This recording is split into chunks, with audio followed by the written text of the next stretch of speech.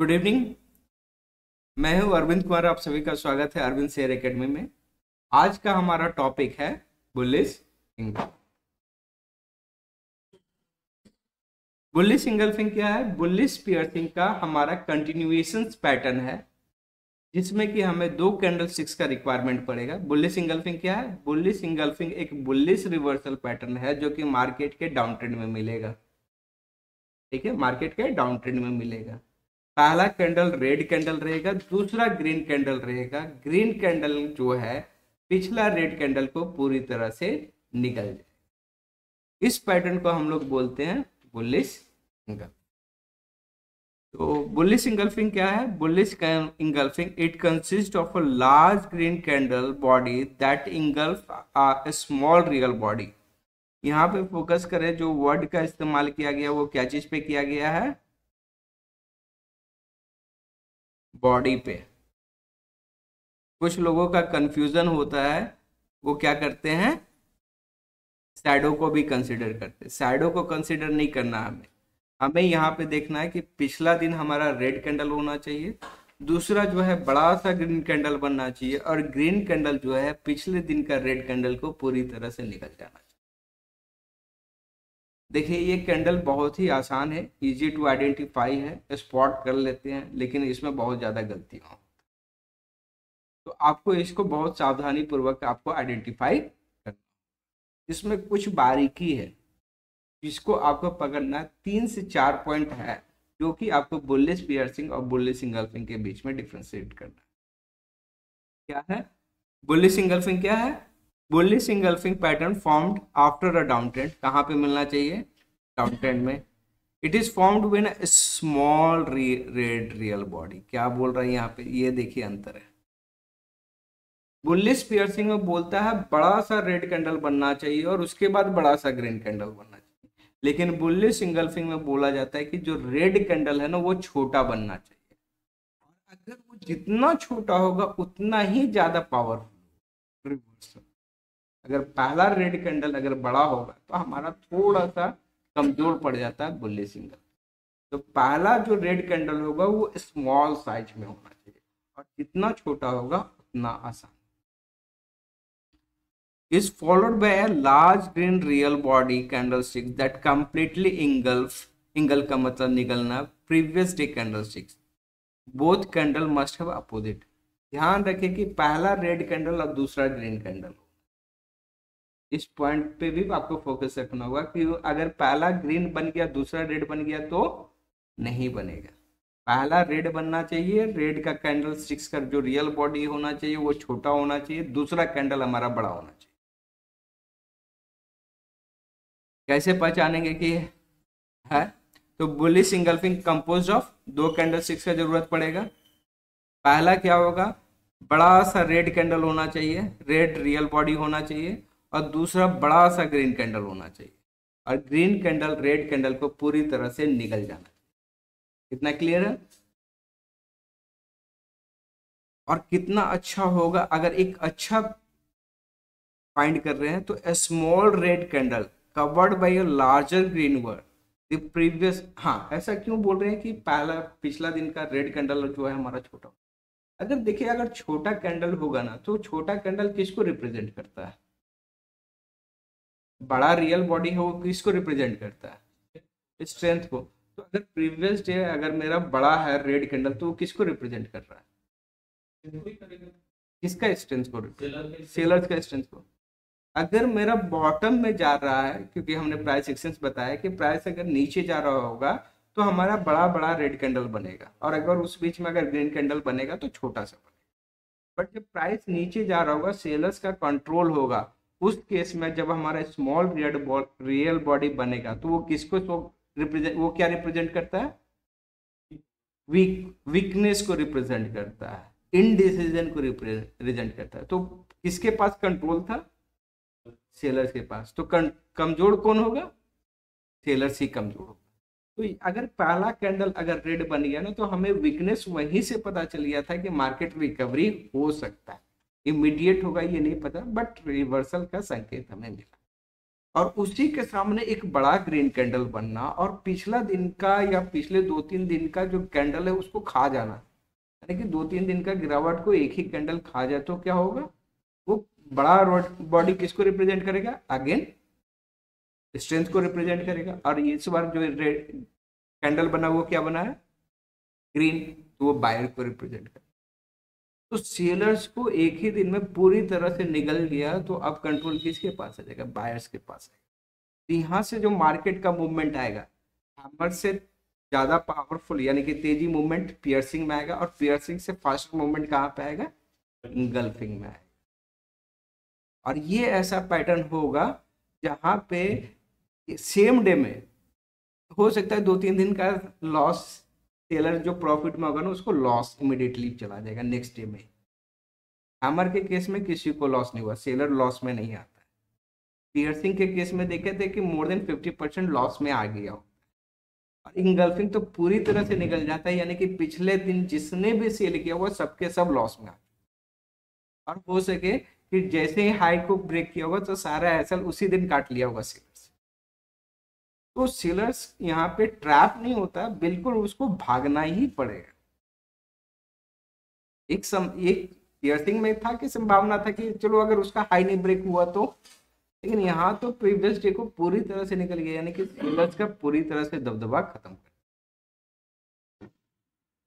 ठीक है, अगर साइकोलॉजी की बात करें तो आप साइकोलॉजी बेटर समझ रहे होंगे अब क्या हो रहा होगा, क्या होता है। जैसे कि after a decline has taken place the price open at a lower level and its previous day closing price, यानी कि प्राइस खुल रहा होगा नीचे जा रहा होगा, खुल रहा होगा नीचे जा रहा होगा, और अचानक से अब प्राइस ऊपर जा रहा है, तो इसका मतलब है कि जितना भी मूवमेंट है, जो शिफ्टिंग है फ्रॉम सेलर्स टू बायर्स हो चुका है। अब बन जाने के बाद, प्राइस का कंफर्मेशन आ जाने के बाद अब मार्केट क्या करेगा,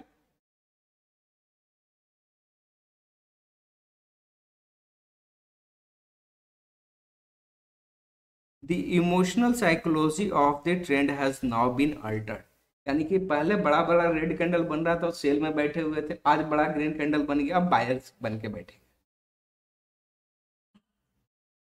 इसका देखिए क्या है ना, ये इतना इजी है ना कि आप कहीं से भी आइडेंटिटी, आपको हैमर पहचानने में हो सकता है कंफ्यूजन आ जाए, पियर्सिंग में कंफ्यूजन आ जाए, इंगल्फिंग में कंफ्यूजन नहीं आता, इसीलिए सबसे ज्यादा नुकसान इंगल्फिंग वाले के। Bullish engulfing signal is used after proper training and at proper locations। देखिए क्या शब्द का इस्तेमाल किया मैंने, प्रॉपर लोकेशंस, यानी कि जितना भी कैंडल स्टिक्स आपका काम करेगा ना वो लोकेशंस पे ही काम करेगा। अगर लोकेशंस पे नहीं है तो हम उसको ट्रेड सिंपली अवॉइड कर, एक हमारा प्रॉपर लोकेशन, दूसरा रिस्क रिवार्ड अच्छा, यही दो क्राइटेरिया होता है मेरे को कैंडल स्टिक्स को ट्रेड करने।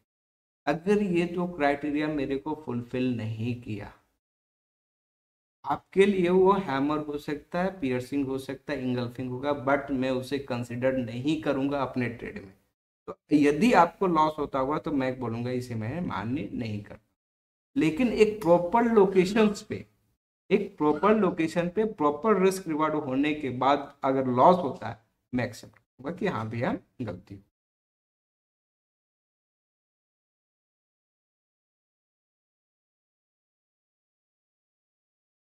जस्ट लाइक अ पियर्सिंग, हम कभी भी इंगल्फिंग पैटर्न को सिर्फ और सिर्फ इंगल्फिंग पैटर्न बन जाने से हम ट्रेड नहीं करेंगे। Stand alone bullish piercing pattern is a low probability under risk trade, यानी कि इसको बोल सकते हैं कि मिला जुला के आप समझ लो कि ये 50% का ट्रेड बनेगा। सिर्फ पियर्सिंग बन, इंगल्फिंग बन गया, आप बाइंग करते हो तो आपका एक कैंडल का नुकसान है, एक कैंडल का नुकसान, या तो आपको 2-3 कैंडल 4-5 कैंडल आपको मिल सकते। लेकिन जब हम बुलिश इंगल्फिंग को ट्रेड करते हैं सपोर्ट लेवल पे, कहाँ पे ट्रेड करते हैं, सपोर्ट लेवल पे, तो ये बहुत ही स्ट्रॉन्ग सिग्नल, क्योंकि सपोर्ट से प्राइस ऊपर क्यों गया है, ये भी एक क्वेश्चन हो सकता है ना, कि सपोर्ट पे आने के बाद ही,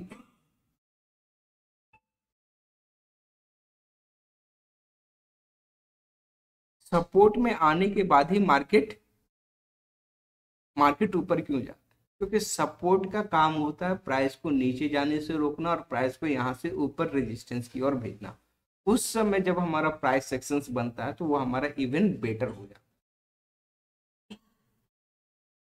trading bullish engulfing pattern with price confirmation is even more bullish signal. यानी कि सिर्फ अगर आपका सपोर्ट पे आ गया है, पियर्सिंग बन गया है, आपका ट्रेड नहीं होगा। हमारा ट्रेड जब तक ये बुलिश इंगल्फिंग के हाई के ऊपर नहीं निकलेगा, हमारा ट्रेड। तो हम ट्रेड करने से पहले आज हम लोग बात करेंगे कि ट्रेडिंग कैसे करना होता है और कैसे किया जाता है। ठीक है, यहाँ तक कोई क्वेश्चन, कोई डाउट है तो पूछ सकते हैं। हाँ बिल्कुल बिल्कुल, जब तक हम सपोर्ट रेजिस्टेंस नहीं फाइंड करेंगे हमारा ट्रेड नहीं बनेगा।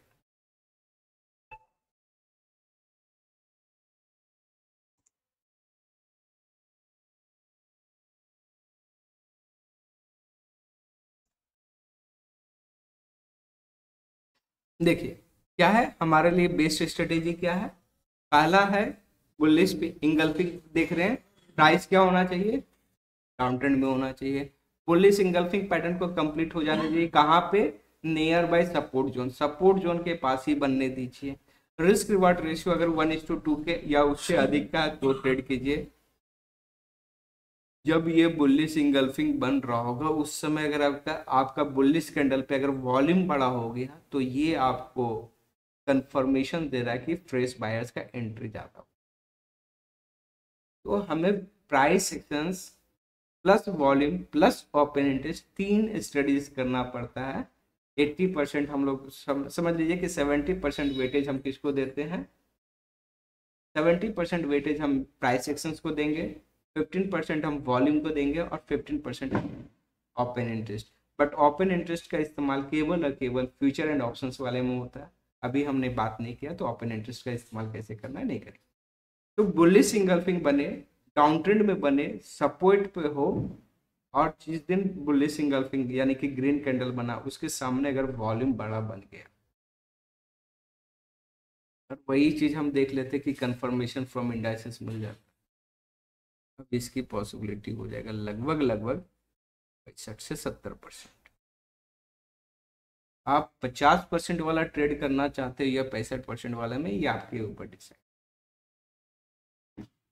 इस तरह का अगर आप बुलिश पियर्सिंग खोजोगे तो हो सकता है कि पहला वाला जो आपने किया है स्टैंड अलोन पे, 1 महीना में हो सकता है 1 मंथ में आपको 10 ट्रेड मिल जाए स्टैंड अलोन पे।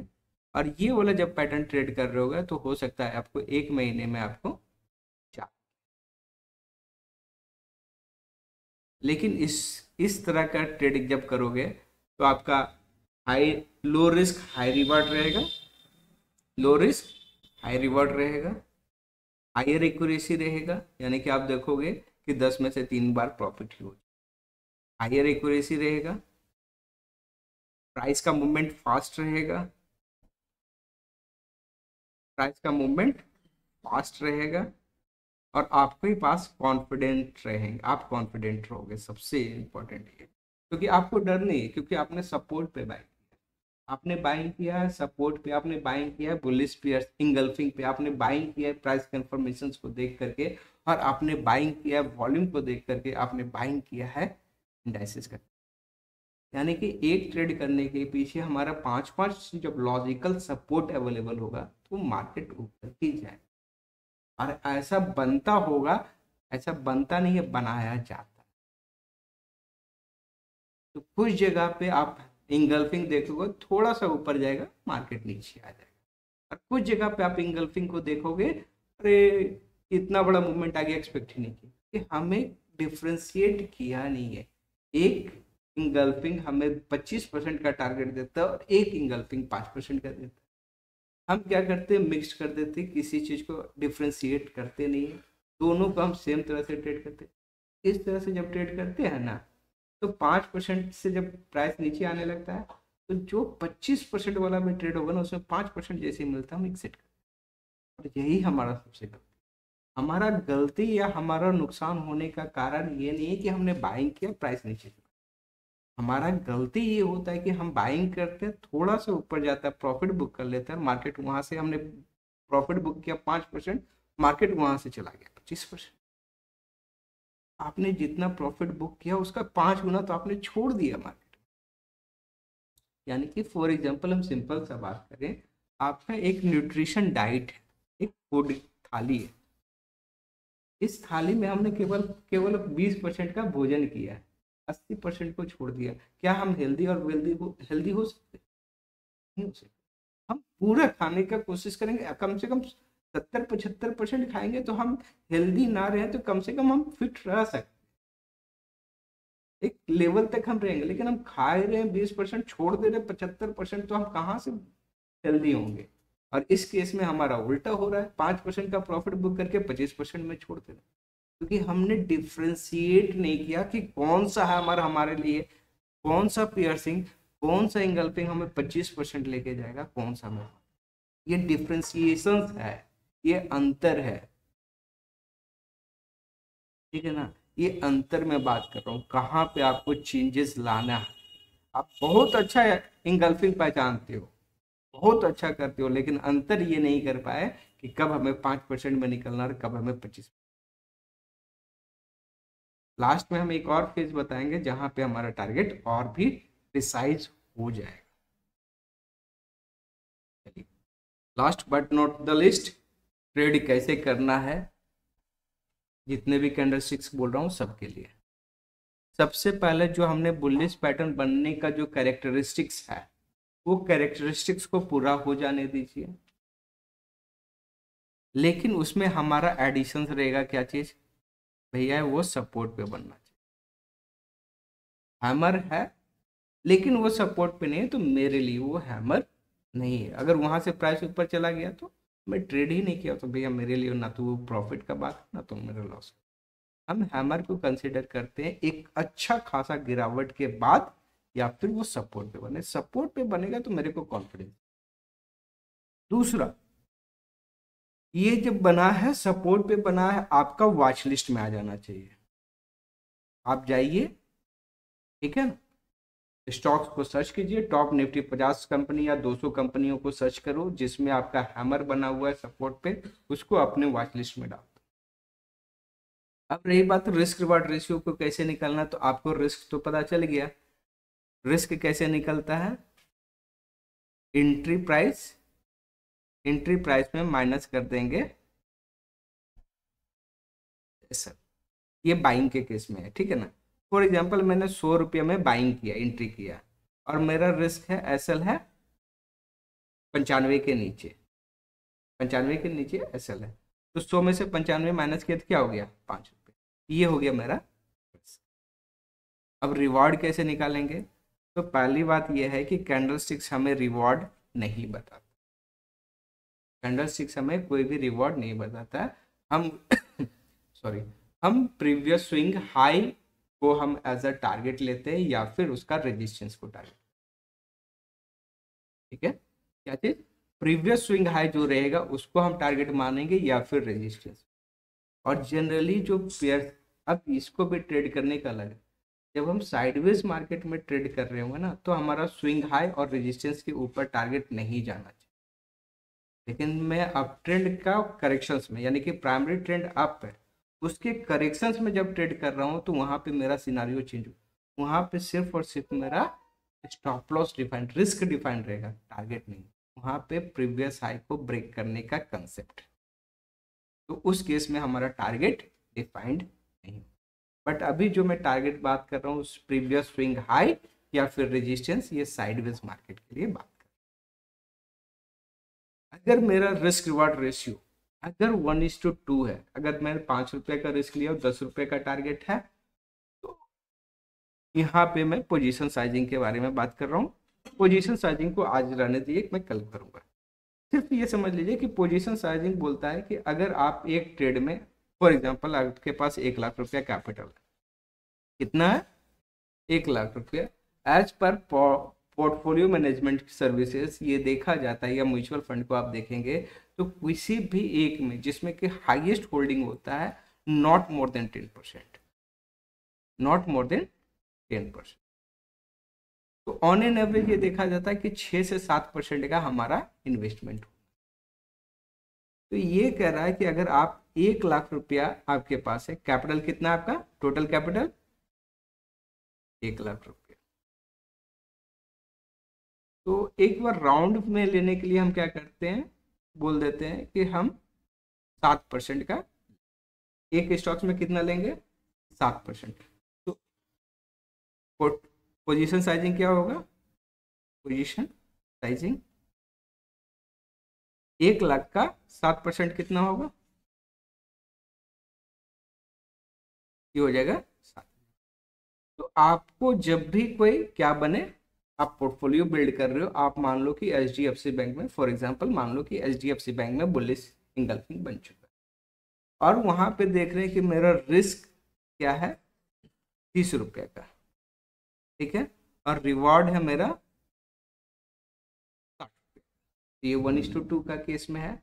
आप इस केस में पूरा का पूरा पैसा, यानी कि पूरा कितना डाल सकते हैं, आप 7,000 का पूरा स्टॉक डाल। अगर ये 60 की जगह पे 80 रुपया है तो भी आपको 7,000 डालना है।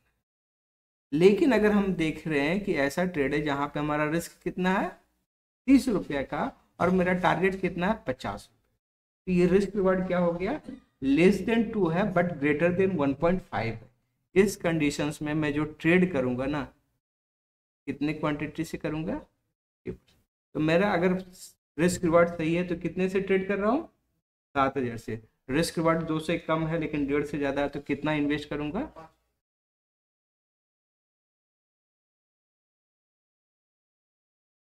अब ये चीज थ्योरेटिकली अगर बोले या फिर फर्स्ट टाइम आप सुन रहे होंगे तो ये कुछ अजीब सा लग रहा होगा, लेकिन पैसा मल्टीप्लाई होने का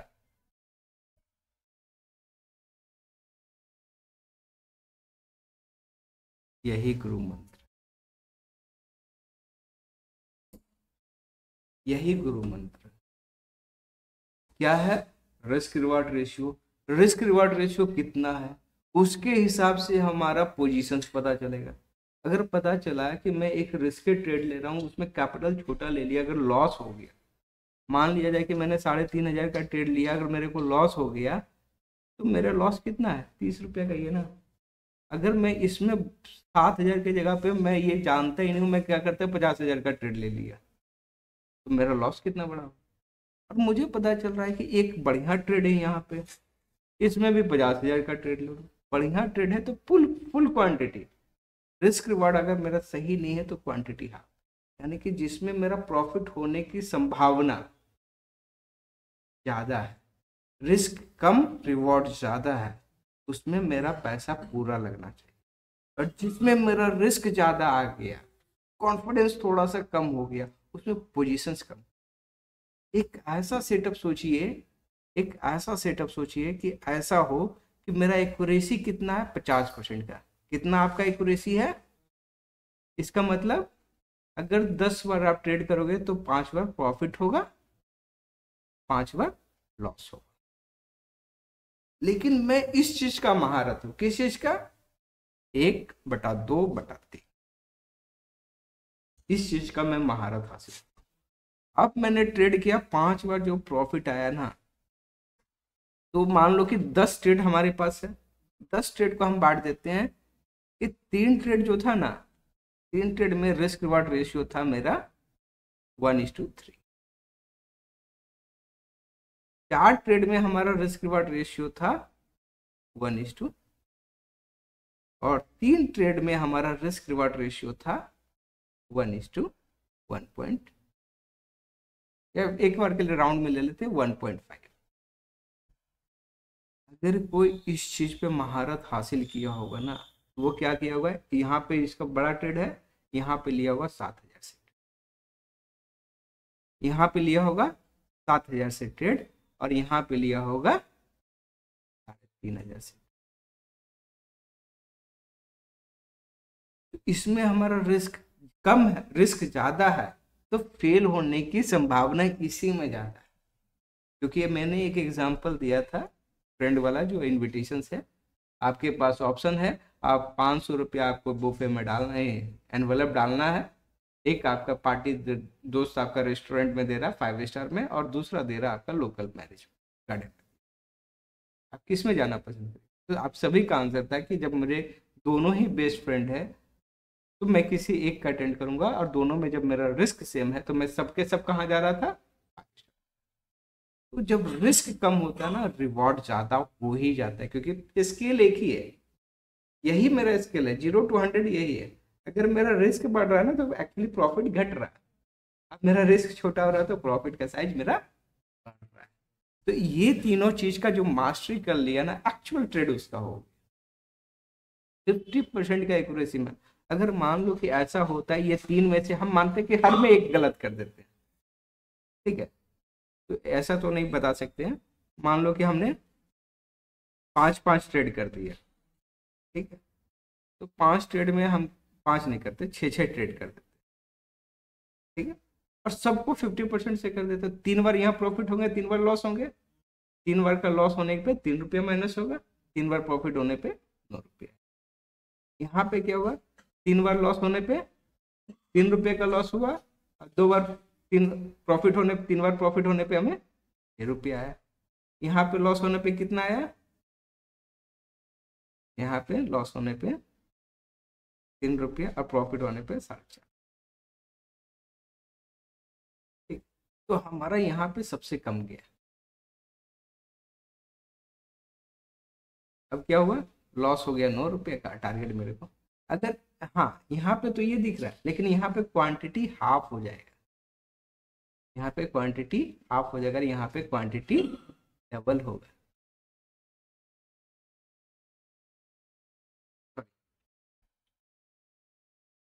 क्वांटिटी इधर से मल्टीप्लाई हो जाएगा। यहाँ पे डबल ले रहे, डबल ले रहे, यहाँ पे क्वांटिटी क्या कर रहे हैं,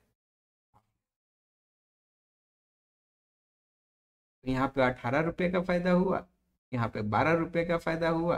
और जब इसमें जो मेरा लॉस गया, इसमें हमारा क्या हुआ, एक्चुअली 1.5 रुपया का लॉस होगा, क्योंकि आधा क्वांटिटी में ट्रेड किया। यहाँ पे प्रॉफिट कितना का होगा, आधा से करेंगे तो 2.25 रुपये। यहाँ पे कॉस्ट टू कॉस्ट में लॉस हुआ। कहाँ पे प्रॉफिट हो गया, 30 रुपया प्रॉफिट हो। और जनरली हम लोग जो ट्रेड करते हैं, अगर सब में इक्वली डालते हैं तो क्या होता है, यहाँ पे 5 गुना 2 10 रुपये कमाए, यहाँ पे भी 5 गुना 2 10 रुपये कमाए, और यहाँ पे हमने 1.5 रुपया कमाया। तो कितना हमने कमाया, 11.5 रुपये। और कहाँ पे ये है, 30 रुपये मल्टीप्लाइड। इसको थोड़ा सा और ब्रीफ में एक्सेल सीट में दिखाऊंगा तो और भी क्लियर हो जाएगा। बट अभी के लिए समझिए कि आपके लिए गुरु मंत्र यही है कि आपका ट्रेड आपकी एक्यूरेसी पे डिफाइन नहीं होता, आपका ट्रेड डिफाइन होता है risk reward ratio, position sizing और स्टॉप लॉस। ये सब चीजें तभी वैलिड होगा जब आपका स्टॉप लॉस रहेगा। अगर आपने स्टॉप लॉस नहीं लगाया तो ये सब चीजें किताबी भाषा हो जाएगा। तो आपको हमेशा स्टॉप लॉस। अब कुछ का कहना रहेगा कि सर स्टॉप लॉस कटने के बाद ही टारगेट जाता है, तो ये स्टॉप कैसे लगाया जाता है, इसका हमारे पास साइंटिफिक और मैथमेटिकल फॉर्मूला है, उसके बेसिस पे हम स्टॉप लॉस को डिफाइन करेंगे। अभी जो हम कह रहे हैं वो टेक्निकल है, इसके लिए स्पेशल इंडिकेटर आता है, उसके बेसिस पे हम लोग स्टॉप लॉस करेंगे। ये रहा हमारा कंप्लीट,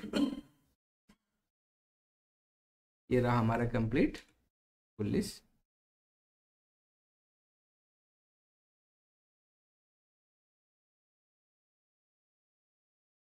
ठीक है, कल हम लोग एक बार ये इसको कंप्लीट कर लेंगे। Head and shoulder, A sorry, head morning star को कंप्लीट कर लेंगे।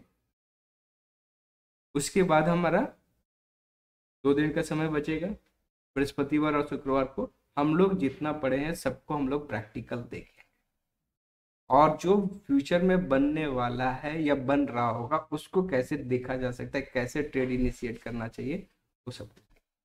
एक दिन और बचा हुआ है, कल हम मॉर्निंग स्टार्ट करेंगे।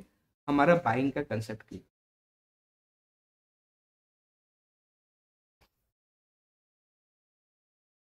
कोई क्वेश्चन।